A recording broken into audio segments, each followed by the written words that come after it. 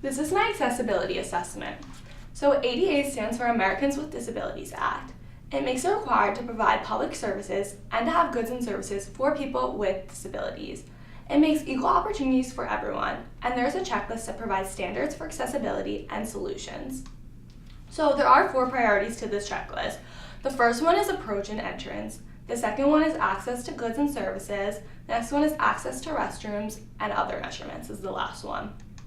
So the building I chose to do was the Huck Life Science Building. It was constructed in the year 2004, making it a very recently built building on campus. So the first thing that we're going to talk about is the accessible entrance/approach. So a route of travel that does not require the use of the stairs is present in this building. There is a route of travel that is stable, firm, and slip resistant. The route of travel is at least 36 inches wide. I measure 92 inches wide.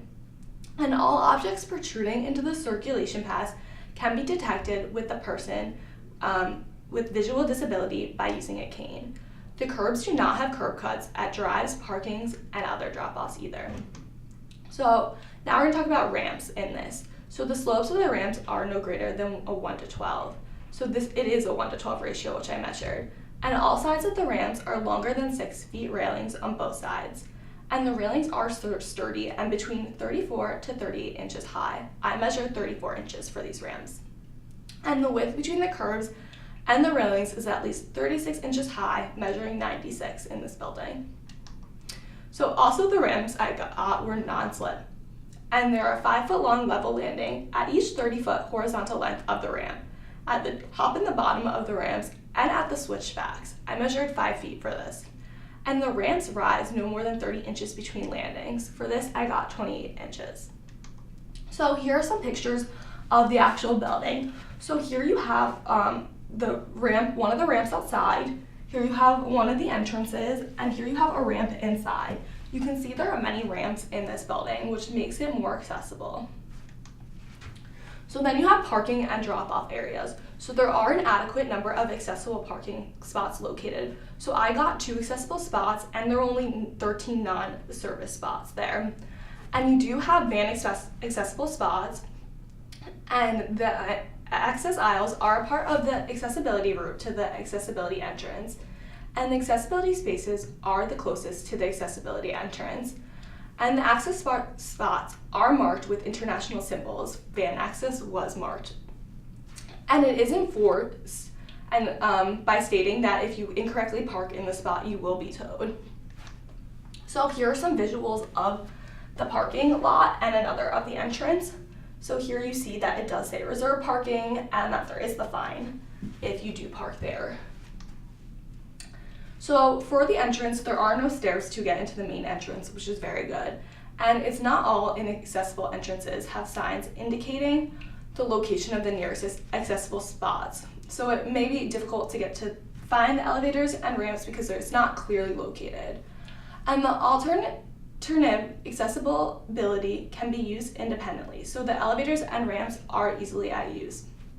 And the entrance does have at least a 32-inch clear-cut space. I measured 32 inches for this. And 18 inches of clear wall space of the pool side are located by the door. So for this, I measured 20 inches. So there are no threshold edges. So this is when it's between 1 to 4 inch high to 3/4 inches high. So for this, my threshold edge I measured was 1 inch high, which can be a problem. But the edges are securely installed to minimize tripping hazard. So the door handle is no higher than 48 inches and operable with a closed fist. So for this, I measured it was 36 inches high, and you could get it open with the closed fist. So the doors also can be open without too much force. But if someone is having trouble, there are automatic door openers located at the doors. And the door closes in 5 seconds with the closer.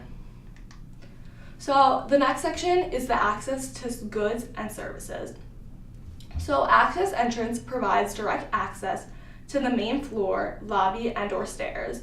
So many of the entrances in the building are accessible, which is good that there are multiple entrances to get in that do provide accessibility. So public spaces are on this accessible route of travel, and the accessible route of travel is at least 36 inches. and there is a 5-foot area turnaround for wheelchairs when they enter the building. And for this, I did measure an exactly 5-foot area turnaround so they could circle in and be able to turn their wheelchair around. So with the doors, the doors into the public space need to have at least a 32-inch clearing. So for this, I measured a 75-inch clearing. And on the poolside of a door, there's at least 18 inches of clear wall space. So the door can swing out, and I measured that this did work. And the door can be opened without too much force. And as I said earlier, most of the doors in this building have automatic openers, which is perfect in case someone is struggling. And the door handles are at least 48 inches high or less and operable with a closed fist. Again, this does work with a closed fist, and it is 36 inches high. And the threshold edges are no more than 3/4 of an inch. And for this, again, I measured it was a little bit over, it was an inch. So now you have the signages in the building, and the sign is now mounted 80 inches, and the letters are at least 3 inches high with contrast and non-glare finish. So for the sign for this building, I measured it was 64 inches high, and the letters are 1/2 inch. And there are no directional and informational signs that comply with legibility requirements. So this can make it more difficult for people to find places in the building. So also with controls. So you have the controls that are available for use by the public, and these include electrical, mechanical, the cabinet, and game services, but they are located at an accessible level. I measured for this, they were 45 inches high, but at something I measured, they were not operable with a closed fist because they were built into the wall and there was no handle on them. So then you have the seats and tables and counters. So an aisle between fixed seating is at least 36 inches. For this, I measured a 50-inch width. And there are spaces there for wheelchair seating at the ends of the tables, but not in between the tables because of the lack of space. And the tops of the tables and counters are between 28 and 34 inches high.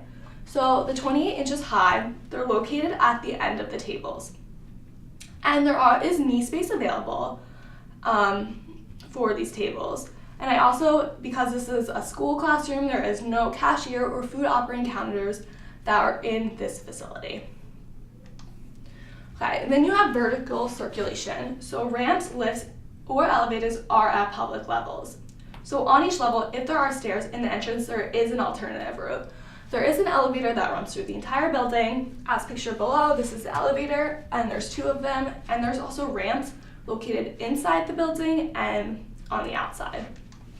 So here you have the stairs located in the building. Here's a picture of them. And these stairs have a non-slip surface. So the stairs have continuous rails on both sides with extensions beyond the top and bottom of the stairs. So the elevators in the building, which I showed you a visual earlier, so there are not both visible and verbal or auditory door openings / closings on the floor indicators. So for me, the problem was there was no audible signals. So it did not say when the door was opening and closing. And the call buttons in the highway are no higher than 42 inches. For me, I measured this was 42 inches, so this worked. And the controls inside the cab have raised and braille lettering. So a sign is on both sides at every floor identifying the floor in raised and braille. So the numbers do have braille on them. And no emergency intercom is provided that allows using without voice communication, which is a problem. And the emergency intercom has braille and raised letters, but no lifts are identified. So now you have usability of restrooms, and this is something that is also very important. So the restrooms are available to use of the public with 1 for each sex. There are signs at the inaccessible restrooms that do give directions to an accessible one, but I did find that all the restrooms in this building were accessible. And there is a tactile signage to identify these restrooms, and pictogram or symbol is used to identify the restrooms. There is braille and raised characters on the restroom signs, and the doorway into the restrooms is at least 32 inches, and the door is equipped with accessible handles 40 inches high or less. I measured 39 inches in the bathroom, and the door can easily be opened. So here are some pictures of the restroom. You can see there is a wide space so a wheelchair can access, And then for the sign, you can see there is Braille on the bottom, and you can see that it indicates that it is accessible for wheelchair access. And in the toilets, you can see that they have the handles on the side, so it makes it accessible, and it is also big enough.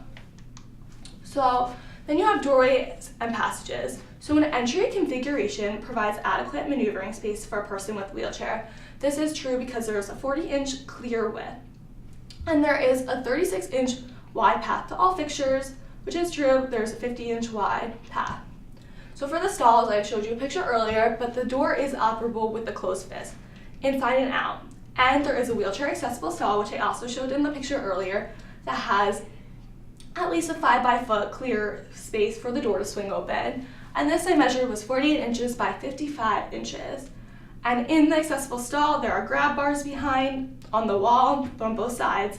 And the toilet seat is 17 to 19 inches high. For this toilet, I measured it was 17 inches high.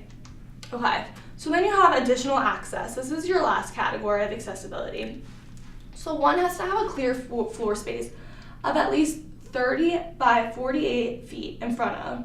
So I measured a 60-inch one. And there is a fountain with a spout no higher than 36 inches from the ground. For this, I measured it was 40 inches up. And the controls are mounted on the front of the side near the front edge and operated with one closed fist. So the water fountain is not cane detectable though. And I did not see any telephones located in this building since it was a newer one. So after going through this list, I put together some pros and cons of the building. Overall, I did think this building was pretty good because it was newly constructed, but I do notice that there are some buildings on campus that are older that do not have as many of these luxuries in them. So the accessibility approach for this building is very good. There are very many entrances that do provide accessibility to everyone. There are a lot of ramps and elevators provided, which allows access for all. There are an adequate parking amount of spaces provided, which is very good, and all the doors in the building are very accessible for everyone, especially a lot of them have the push open, which is great.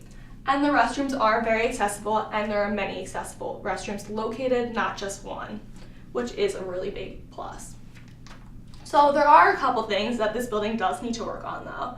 So there are no lifts located in this building, and the elevators don't have signage leading to them, so it may be tricky to find the elevators in the building. And even if they do, even the signage that is located in the building is not at an appropriate height, it's not high enough.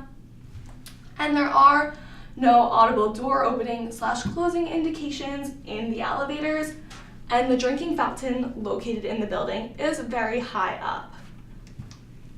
So some recommendations I have for improving this building is to add lifts and provide clear instructions for the use of the lifts when they are provided. I also would create more signage leading to these elevators. And I would make the signage that is located in the buildings higher because it is not high enough at this moment. I would add audible sound to the elevators so it would indicate when the floors stops. And I would provide a cup dispenser for spout and add a planter and other cane detectable barriers at floor levels for the water fountain and make it more accessible for everyone. So overall, I would say this building is really great, and because it is newer and I didn't find that many problems with it, and it is overall really accessible. Thank you.